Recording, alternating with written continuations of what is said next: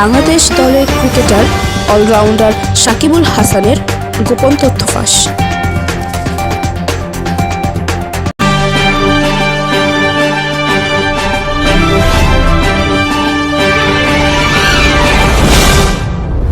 আপনারা দেখছেন আল্লাহ TV news Bangla.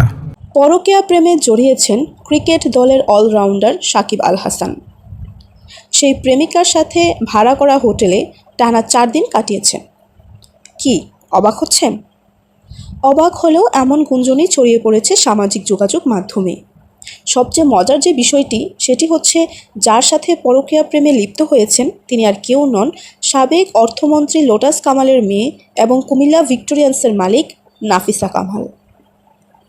গুঞ্জনের সূত্রপাত গেল বুধবার রাতে হঠাৎ করে সোশ্যাল মিডিয়ায় ছড়িয়ে পড়া সাকিব নাফিসার একটি ভিডিওকে ঘিরে, যেখানে দেখা যায় দুবাইয়ের একটি 5 তারকা হোটেলে নাফিসার সঙ্গে একান্তে সময় কাটাচ্ছেন সাকিব।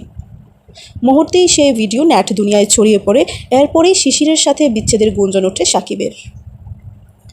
ক্রিকেট ভক্তদের বড় একটা অংশ এই গুঞ্জন নিয়ে একের পর এক পোস্ট করতে থাকেন। ভিডিওটির বিষয়ে দুবাইয়ে থাকা এক প্রবাসী তিনি এক পোস্টে জানান, তিনি যেই হোটেলে কাজ করেন সেখানেই সাকিবকে দেখতে পান।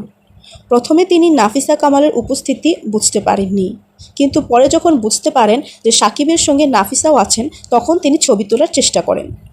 বিষয়টি টের পেয়ে রাগ দেখান সাকিব।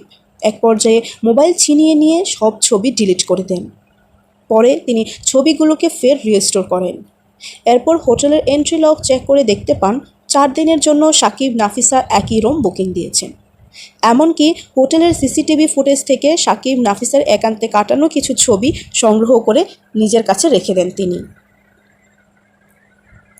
এদিকে দীর্ঘ এক স্ট্যাটাসে সাকিবের পরকীয়া প্রেম এবং বিচ্ছেদের বিষয়টি অস্বীকার করেন সাকিব পত্নী শিশির।